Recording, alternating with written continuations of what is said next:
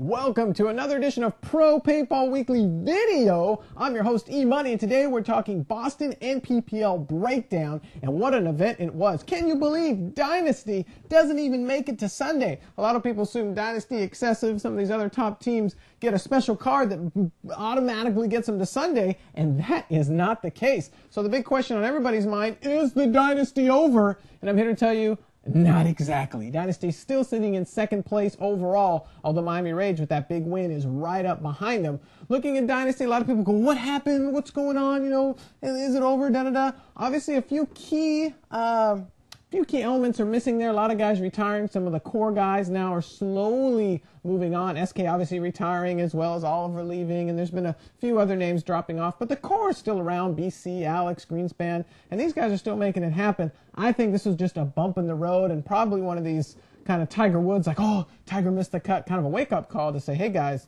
you know, it's not an automatic to Sunday. Moving on to Excessive, another Sunday card not making it. And again, everyone assumes that Excessive makes the finals, but that is not the case in this event. And actually, a lot of people want to know, oh, is it over for Excessive? Are these guys done too? What's happening? You know, the Nppls in turmoil.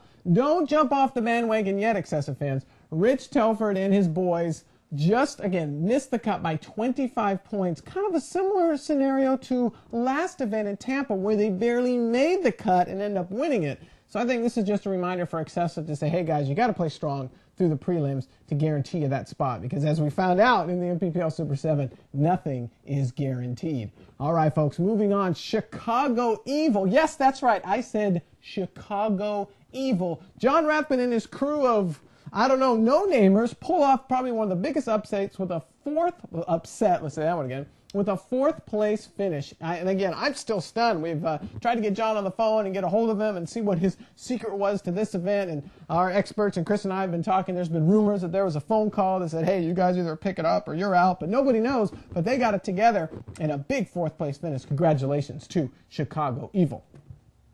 Third place, Joy Division steps it up, and like Chris and I always say, Joy Division's good for at least one top four during the year. We think it has to do with their tremendous success over in the Millennium, and we think that's carrying through. And we look for Joy Division to keep it consistent. Maximus Prime and his boys are playing excellent. Obviously, their new Angel Ones are doing pretty well. And so, again, look for Joy. Again, big placing coming up in the next Nppl. We see a wave of consistency from these guys. And, of course, they've always been in the top 5-6 ranks, but I think this is the year for Joy to step on up. Place Rocky and the Portland Naughty Dogs come one game away from their first Nppl Super 7 win.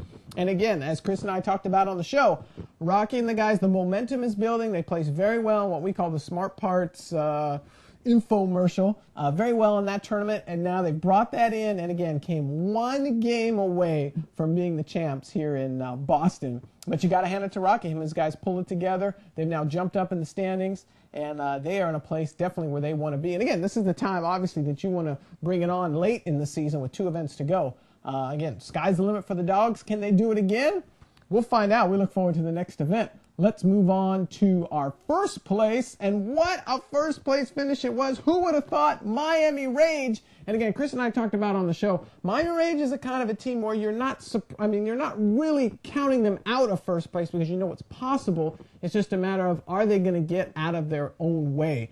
Art and the guys down there have been working really hard. Some of my reports have been saying, working hard getting a lot of the bad apples and the hot tempers off the team, so again they can stop tripping over themselves. And it appears that that combo has worked well because, again, obviously Miami Rage, when it counts, had the heat down, made it happen, pulled up their first Nppl Super 7 win. Congratulations, Miami Rage. That wraps up this edition of Pro Paintball Weekly Video. For the entire show and more breakdown, of course, you want to listen to Chris and I breaking it down on ProPaintballWeekly.com. You can also hear that on 68caliber.com and hear the radio edition. Again, for Pro Paintball Weekly, I'm Evan Money. God bless everybody.